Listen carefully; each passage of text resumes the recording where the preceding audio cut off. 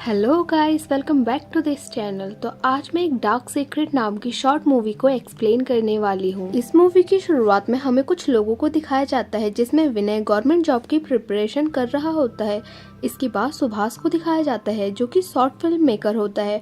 फिर राहुल को दिखाया जाता है जो कि टीनेज लड़का होता है और हमेशा पॉर्न देखते रहता है। इसके बाद प्रदीप को दिखाया जाता है जो कि एक कैब ड्राइवर होता है। इसके बाद नवीन को दिखाया जाता है जो कि स्कूल टीचर होता है और लास्ट में हमें शेखर को दिखाया जाता है जो कि सॉफ्टवेयर डेवलपर होता है। ये सब लोग एक रूम शेयर करके रह रहे होते हैं और यहाँ पर ये अपने ड्रीम्स को पूरा करने के लिए आए होते हैं। इसके बाद हमें प्रदीप को दिखाया जाता है जो कि बहुत ही फ्रस्ट्रेट होता है और गुस्से में भी होता है। जब उससे राहुल पूछता है कि भाई क्या हुआ, तब वो उससे कहता है कि मैं तुम्हें बात को बताऊंगा। और इसके बाद हमें दिखाया जाता है कि ये सब लोग बैठकर ड्रिंक कर रहे होते हैं। यहाँ पर प्रदीप बताता है कि आज मैंने अपनी गर्लफ्रेंड को किसी और के साथ देखा जिसकी वजह से उसका दिल टूट जाता है। यहाँ पर हमें नवीन को दिखाया जाता है जो कि कहता है कि मेरा भी एक ब्रेकअप हुआ है और वो कहता है कि मेरे घर वाले तब तक मेरी शादी नहीं करेंगे जब तक मैं कोई गवर्नमेंट जॉब नहीं निकाल लेता हूँ। और इसके बाद ये सब लोग अपनी अपनी कहानियां सुनाने लगते हैं और लड़कियों को बहुत ही गलत समझने लगते हैं।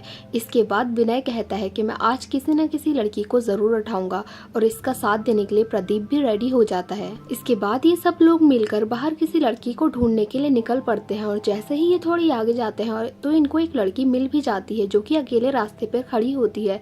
ये सब लोग मिलकर उसको उठा लेते हैं, उसका मुंह बंद करके अपनी बिल्डिंग में ले आते हैं और बेड पर लाके उसको बांध देते हैं। इसके बाद ये लोग वन बाय वन करके उसका रेप करने लग जाते हैं और जानवरों की तरह बिहेव करने लग जाते हैं। और प्रदीप तो गुस्से में उस लड़के के एक थप्पड़ भी मार देता है। राहुल जो टीनेज होता है वो भी उसका रेप करता है। अब नेक्स्ट मॉर्निंग शहर में खबर फैल जाती है कि कल रात एक लड़की का रेप हुआ है और पुलिस के पास उन लोगों की सीसीटीवी फुटेज भी है और पुलिस उन लोगों को पकड़ने के लिए उनको ढूंढ रही है। और यही न्यूज पेपर में भी छप जाती है। विनय अपने सारे फ्रेंड्स को ये न्यूज दिखाता है और ये न्यूज देखने के बाद वो लोग बहुत डर जाते हैं, उनके पैरों तले से जमीन खिसक जाती है। अब ये सब लोग एक दूसरे को ब्लेम करने लगते हैं कल रात के लिए और एक दूसरे से झगड़ा करने लग जाते हैं। और इसी दौरान विनय जो कि गवर्नमेंट की प्रिपरेशन कर रहा होता है एक रूम में जाकर फांसी लगाने लगता है। अब सुभाष आकर जैसे तैसे विनय को रोकता है और बाहर ये चारों लड़ रहे होते हैं कि तभी उन्हें पुलिस के सायरन की आवाज सुनाई देती है और ये तीनों रुक जाते हैं। और इसके बाद इनको डोर पर नॉक करने की आवाज आती है।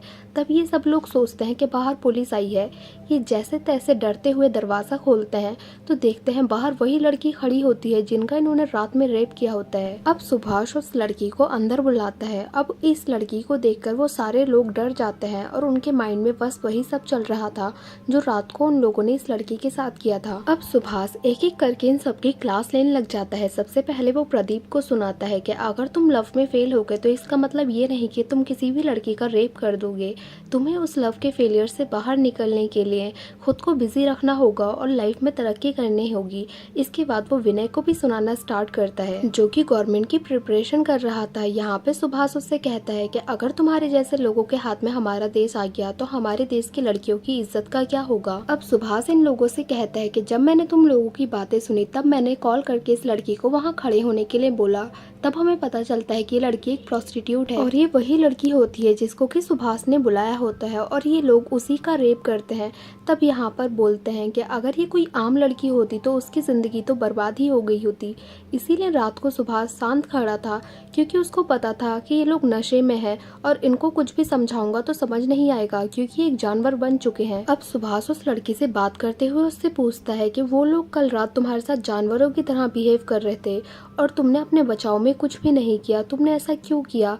तब वो लड़की सुभाष से कहती है कि जब भी कोई आदमी बेड पर आता है तो वो जानवर बन जाता है और वो कहती है कि इस सबसे छोटी तो मुझे मौत लगती है। यहाँ पर वो लड़की अपने बारे में सुभाष को बताने लगती है कि मेरे फादर की डेथ हो गई है और राहुल के जितना छोटा मेरा एक भाई है और मैं अपनी पढ़ाई भी पूरी कर रही हूँ, इसीलिए मुझे इस गंदे काम में आना पड़ा। अब वो लड़की कहती है कि हमारी ही वजह से बहुत सारी लड़कियों की इज्जत बच रही है क्योंकि ऐसे जानवर होते हैं जो कि अपनी हवस को मिटाने के लिए कुछ भी करने के लिए लिए तैयार हो सकते हैं और वो फिर हमारे पास आते हैं अपनी हवस को मिटाने के लिए। अब वो लड़की सुभाष से पूछती है कि जो दूसरे लोगों की हेल्प करते हैं उनको क्या कहा जाता है। सुभाष कहता है सोशल वर्कर। तो वो कहती है कि हम भी तो सोशल वर्कर ही हैं, क्योंकि हम भी तो दूसरी लड़कियों की इज्जत बचाते हैं, क्योंकि कुछ जानवर हमारे पास आकर अपनी हवस को पूरा करते हैं। अब सुभाष की नज़रों में उस लड़की की इज्जत और भी बढ़ जाती है और ये मूवी यहीं पर एंड हो जाती है। सो गाइस, अगर आपको ये मूवी अच्छी लगी हो तो लाइक करें, शेयर करें और कमेंट करें और सब्सक्राइब करें इस चैनल को। Thank you for watching.